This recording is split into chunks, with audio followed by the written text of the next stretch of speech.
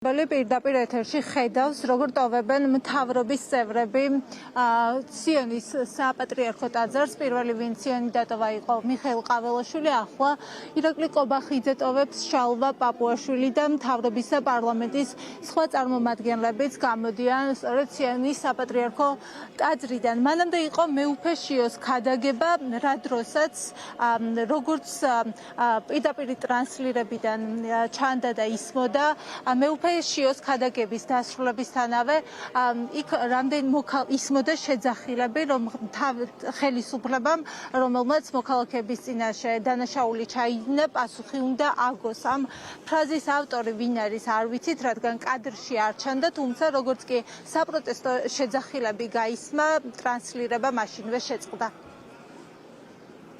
შენდობას ვითხოვ მეუფეო, დროზე დროა რომ ხელისუფლებამ პასუხი აგოს ყველა ფერზე არ უნდა მაგას დიდაობა კაცო, პასუხი უნდა აგოს.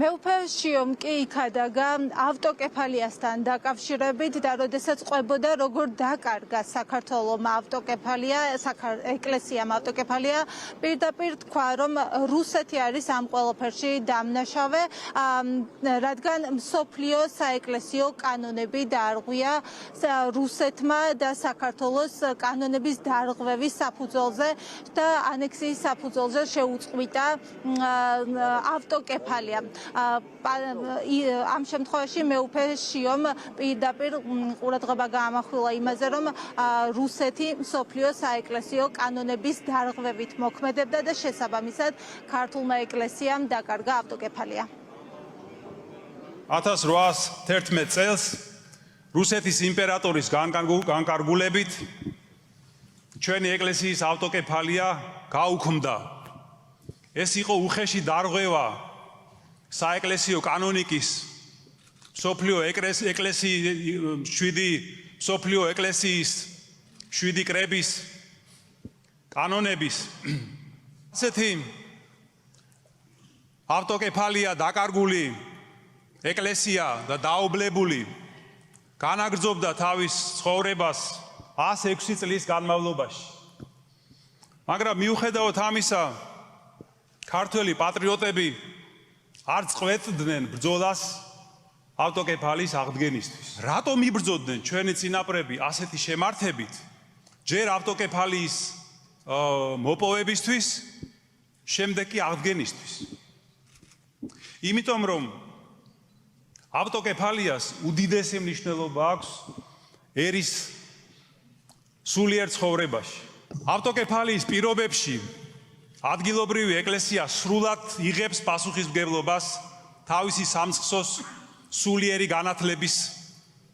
განათლებაზე. ჩვენმა კათოლიკოს პატრიარქმა ილია მეორემ დააგვირგვინა ჩვენი წინაპრების შრომა და ბრძოლა ავტოკეფალიის მოპოვებისთვის.